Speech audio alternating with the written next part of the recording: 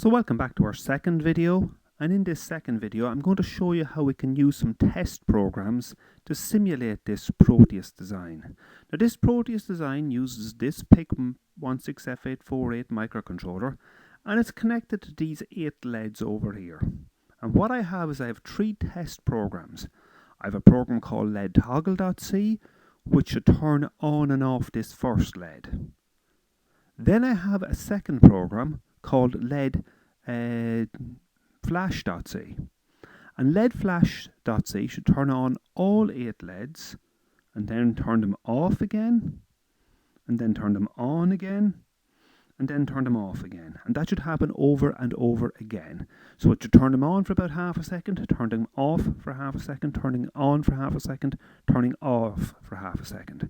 Finally, I've got a program called LED_chase.c, and that will create a chase effect down the LEDs. So the first LED will go on, then the second one, then the third one, the fourth one, the fifth, the sixth, the seventh, and the 8th. And then the first LED will go back on again.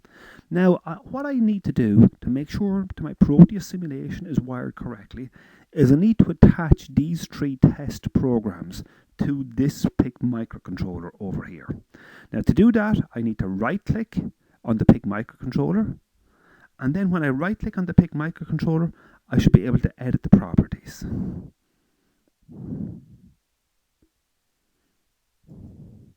So I've right clicked on the PIC microcontroller, I go up to edit properties, and now I want to attach the program. Now the first time I do this, I need to locate where the program actually is. So I click down here onto this program file folder icon, and then I go looking down here, maybe in my C drive, or if I don't want to do that, I go to my computer, and then I go to the local disk drive, and I'm looking for Proteus Boost C7 programs, and everything is in alphabetical order in folders. So I'm looking for Proteus Boost C7 programs. Then I go into debug, and the program I'm looking for is LED_toggle, Proteus LED_toggle, and I click open, and I click OK. And now that program is ready to be simulated in this Proteus simulation. As you know, to simulate something in Proteus, all you have to do is go down and press this play button down here at the bottom of the Proteus screen. So when I press play, I want you to look at this LED D1 and see is it flashing on and off. So I press play, and if we zoom in a bit, we can see, yes, that first LED is flashing on and off. Now that means that my circuit diagram is probably drawn up correctly. Certainly that first LED is definitely wired correctly to my Proteus simulation. So that was the first test. Now I'm going to press stop. The LED will stop blinking. And I'll go back over here and I will attach the next program. So again, it's edit properties.